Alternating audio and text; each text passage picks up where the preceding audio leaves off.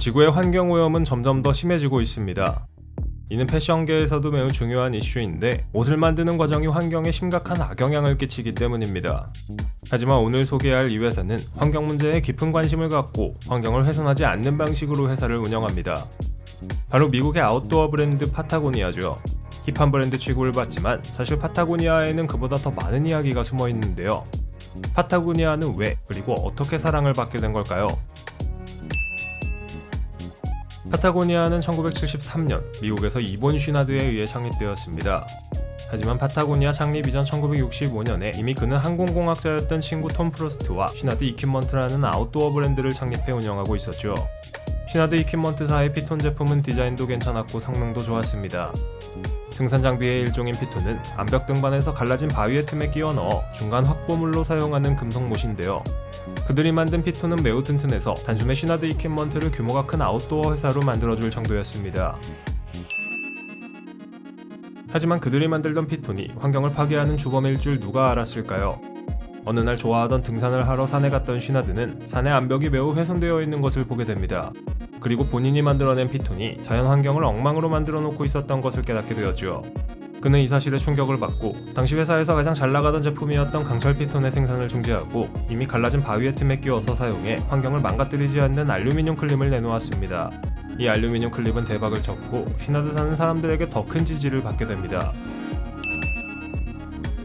이본 쉬나드의 친환경 모토로부터 1973년 파타고니아가 등장했습니다. 창립 당시 쉬나드사의 자회사였던 파타고니아는 아웃도어 의류와 장비만을 제작했지만 현재는 서핑, 스키와 스노우보딩, 플라이 낚시 제품 등 다양한 제품을 생산하고 있죠. 또한 의류와 장비뿐만 아니라 맥주 같은 식품도 판매하고 도서까지 출판하며 본인들의 브랜드 철학과 가치를 널리 알리려 노력하고 있습니다. 파타고니아라는 이름은 실제로 있는 지명입니다.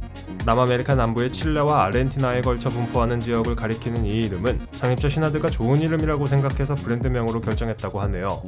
파타고니아를 대표하는 피치로이 로고도 이 지역에 있는 산에서 따와 만들어졌습니다. 2021년 기준으로 노스페이스를 누르고 미국 아웃도어 브랜드 최강자로 등장한 파타고니아. 그들이 파는 제품에는 재밌는 특징이 있습니다.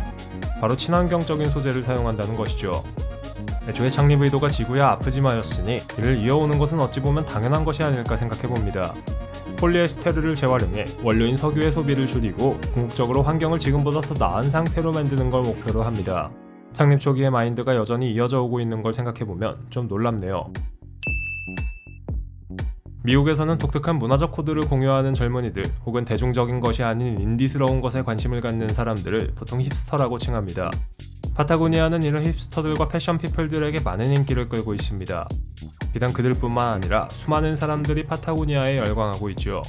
사실 옷만 보면 그닥 멋져 보이지는 않는데 파타고니아의 플리스는 최근 들어 없어서는 안 될 2다이템으로 자리 잡았습니다. 한때는 미국 월스트리트에서 금융업에 종사하는 사람들의 유니폼이 되기도 했죠. 왜 그럴까요? 우선 경영 철학입니다. 환경을 파괴하지 않겠다는 신념을 갖고 그 신념대로 행동하는 모습에 사람들이 빠져들었기 때문이죠. 그들의 경영 철학과 의지가 소비자들의 구매 행태까지 변화시켰다는 이야기도 있습니다. 두 번째로 제품이 튼튼해 한 번 사면 오래오래 입을 수 있어 사랑을 받습니다.